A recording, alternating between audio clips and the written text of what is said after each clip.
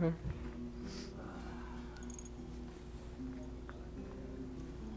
Gotta make sure I look pretty. I look pretty. You do. Pretty. Word. All right, man. Well, anyways, man, you guys are one of my favorite bands, and you know, to me, you know, you got that sound of like My Chemical Romance, and that's pretty cool, man. Yeah, we've been hearing that a lot. We focus a lot on our genre and on our style to make it as different as possible, just because we're kind of tired of hearing the same thing come out over and over again. We're friends with a lot of really, really good bands, like Immerse the Coast and like The Attraction and all that other kind of stuff, that they have really different sounding stuff. Which, by the way, Mario, I feel like Drew's voice I've been trying to figure out who it sounds like for a long time, and it's the dude from Drop Dead Gorgeous. Really? Yeah. When you listen to the Hot and Heavy, some of those notes that he hits in the Hot and Heavy is like it dead on. Like, it's funny. So how'd you come up with the name of the band? Oh, that's a good story. That would be a good story to have. I am a big fan of Glassjaw and Head Automatica, kind of anything that Daryl Palumbo does. And there was a line in one of their songs where he said, "Welcoming you to Cardboard City, where I think they're laughing at your band," off their Propaganda record. And I heard that when I left my old band and went to start something new. I wanted to start something really, really earthy and everything else, and I liked that Cardboard City feel, but Cardboard City felt like a bigger thing.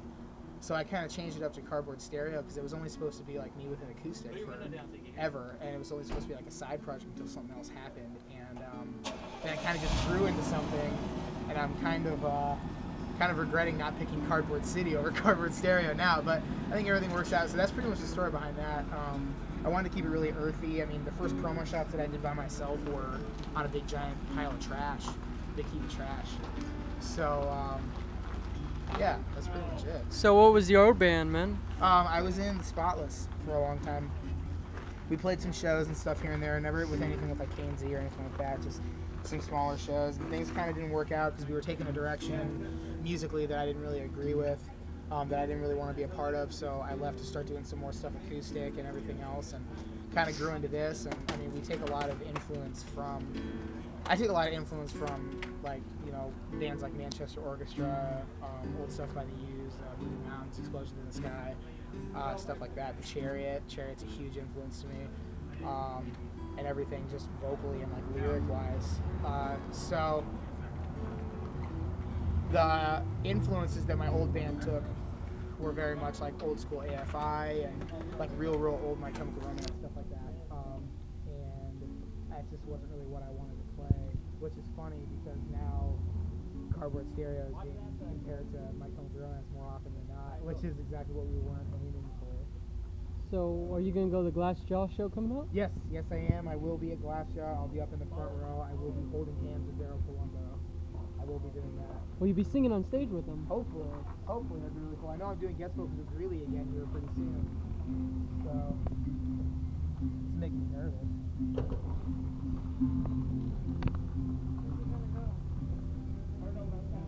But yeah. Where do you want to go? So yeah, this record's gonna be coming out, and we really took it huge upon us to. We wanted to have kind of a reoccurring theme and everything like that with the music, and talk about kind of holes that you dig yourself in and trying to dig yourself out of holes and all that other kind of stuff. And just no matter what, just, you know, kind of keep pushing and keep fighting and keep doing the thing, which sounds really super typical, but it was a train of thought, and it was an attitude that I had to have towards life really recently for a really long time.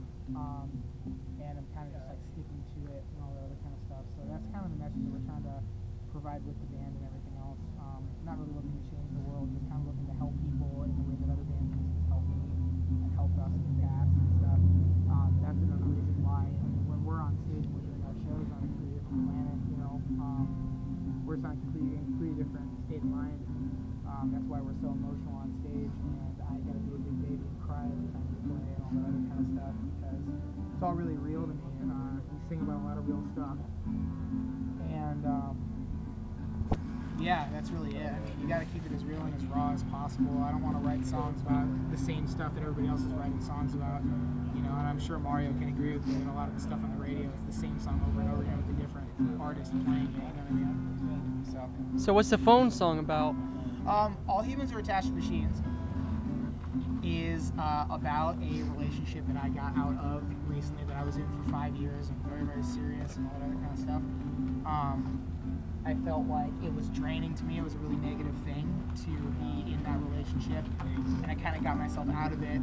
And the whole song lyrically is very much about me kind of convincing myself that I didn't need to be with that person anymore, and I didn't need to do the things that I was doing with her and how destructive we were being and all that other kind of stuff anymore, because I'm ready to kind of do my own thing, be my own person, and kind of stand on my own 2 feet a little bit and stuff. And so with that song, we were trying to kind of, I don't know, we have a weird way of doing things where I'm singing the song because I'm convincing myself of what we're playing about, but in return I want to give that message out to everybody else that's listening to us and really know that, you know, if you don't like the situation that you're in, and you don't like being trapped in something that you're trapped in, then don't let yourself be trapped in it. You know what I mean? Oh, thanks, man. Yeah, no, absolutely. It was a pleasure. Yeah, It was a man. pleasure. Our record comes Yeah. out on February 18th, and it hit iTunes yesterday.